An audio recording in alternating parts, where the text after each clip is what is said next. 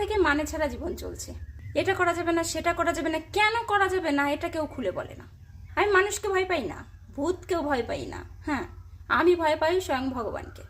ভগবানের উদ্দেশ্য যদি কিছু বলো, আমি মন থেকে মানতে রাজি, কিন্তু মানে ছাড়া কোনো কথা বললে আমি মানতে রাজি না, কিন্তু তাও মানতে হয়। সমস্যাটা এখানেই আমার ভাই। ঘুম থেকে ওঠা থেকে শুরু করে ঘুমানো পর্যন্ত কুসংস্কার মানতে মানতেই জীবন গেল। ঘুম থেকে উঠে একটা শালিক দেখা যাবে না, দিন ভালো যাবে না।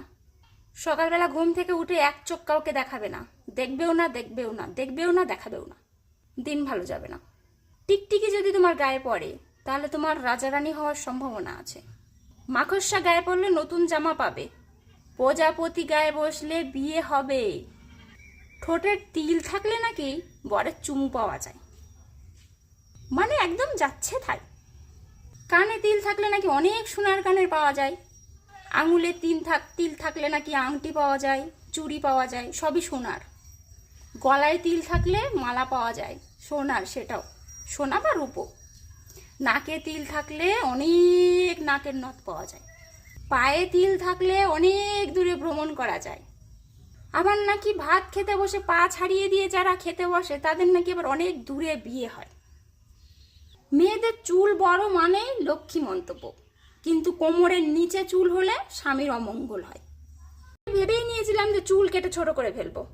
আবার দেখো, ব্যবহার করা রুমাল দেয়া যায় না কাউকে, এটা জানি, যেটা নোংরা হয় একজনের ইউজ করা তার একজনকে দেবে, এটা ঠিক না, কিন্তু নতুন রুমালও তুমি কাউকে কিনে দিতে পারবে না, এতে নাকি বন্ধুত্ব নষ্ট হয়।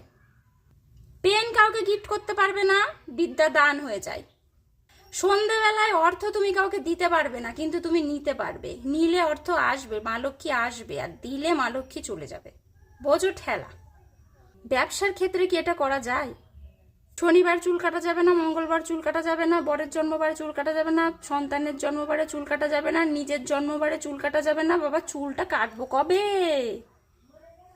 শুধু চুল, ঘরের ঝুলও সরানো যাবে না, ঘর জঙ্গল হয়ে যাক, পোকা কিলবিল কিলবিল করুক, তাও ঘর পরিষ্কার করা যাবে না, মা লক্ষ্মী চলে যাবে। আমি মাঝে মাঝে ভাবি এই সংস্কারগুলো যারা তৈরি করেছিলেন তারা কতটা অলস ছিলেন, বুঝতে পারছো? তাদের মধ্যে কাজের ক্ষমতা ছিল না, তাদের মধ্যে শুধু কুসংস্কার ছড়ানোর ক্ষমতাটাই দিয়েছিলেন ভগবান। আমি এটা মানি যে কিছু কিছু কুসংস্কার যেগুলো মানে নেই, যে কথার কোনো মানে নেই, সেগুলো মানলে কিছু কিছু বিষয়ে মানলে পরে ভালো হয়, কিন্তু অতিরিক্ত কুসংস্কার এগুলো কি মানা যায়?